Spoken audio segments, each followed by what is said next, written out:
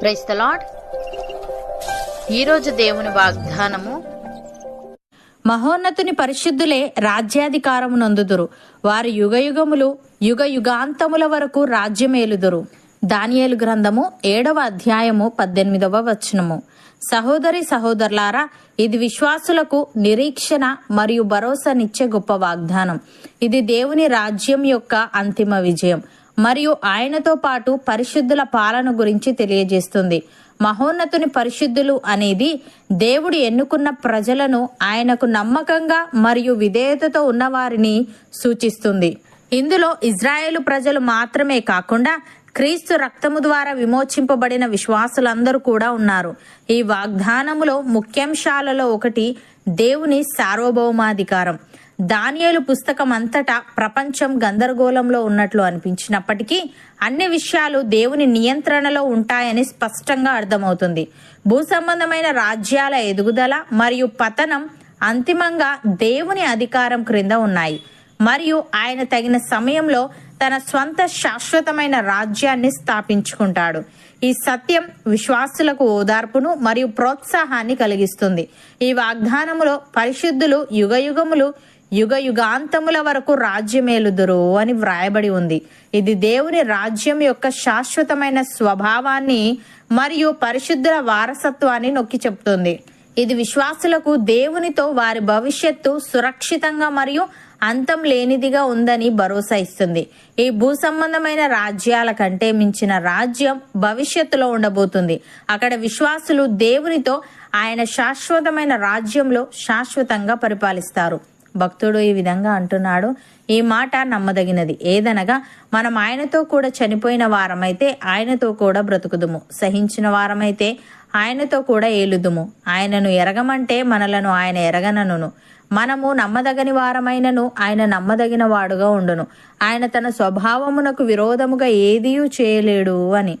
ప్రియులారా, యెహోవాయే జ్ఞానమిచ్చువాడు, తెలివియు వివేచనయు ఆయన నోట నుండి వచ్చును. ఆయన యథార్థవంతులను వర్ధిల్లజేయును. యుక్త మార్గము తప్పక నడుచుకుని వారికి ఆయన కేడముగానున్నాడు. న్యాయము తప్పిపోకుండా ఆయన కనిపెట్టును. తన భక్తుల ప్రవర్తనను ఆయన కాచును. కీర్తనకారుడు ఈ విధంగా అంటున్నాడు, యెహోవా తన ప్రజలందు ప్రీతిగలవాడు, ఆయన దీనులను రక్షణతో అలంకరించును. భక్తులు ఘనత నుండి ప్రహర్షించుదురుగాక, వారు సంతోషభరితులై తమ పడకల మీద ఉత్సాహగానము చేయుదురుగాక. వారి నోట దేవునికి చేయబడు ఉత్సాహ స్తోత్రములున్నవి. అన్యజనులకు ప్రతిదండన చేయుటకును, ప్రజలను శిక్షించుటకును, గొలుసులతో వారి రాజులను, ఇనుప సంఖ్యలతో వారి ఘనులను బంధించుటకును, విధింపబడిన తీర్పు వారి మీద నడుపుటకును వారి చేతిలో రెండంచులు గల ఖడ్గమున్నది. ఆయన భక్తులకందరికీ ఘనత ఇదే, యెహోవాను స్తుతించుడి అని. సహోదరి సహోదరులారా, ప్రభు యొక్క మహాశక్తిని బట్టి ఆయన యందు బలవంతులై ఉండుడి. మీరు అపవాది తంత్రములను ఎదిరించుటకు శక్తిమంతులగునట్లు దేవుడిచ్చు సర్వాంగ కవచమును ధరించుకొనుడి. ఏలనగా మనము పోరాడునది శరీరులతో కాదు గాని ప్రధానులతోనూ అధికారులతోనూ ప్రస్తుత అంధకార సంబంధులకు లోకనాథులతోనూ ఆకాశ మండలమందున్న దురాత్మల సమూహములతోనూ పోరాడుచున్నాము. అందుచేతను మనం ఆపద్దినమందు వారిని ఎదిరించుటకును, సమస్తము నెరవేర్చిన వారై నిలవబడుటకును శక్తిమంతుల మగునట్లు దేవుడిచ్చు సర్వాంగ కవచమును ధరించుకొనవలసిన వారమై ఉన్నాము. అవును అన్నవారు నాతో పాటు ప్రార్థనలో ఏకీభవించండి.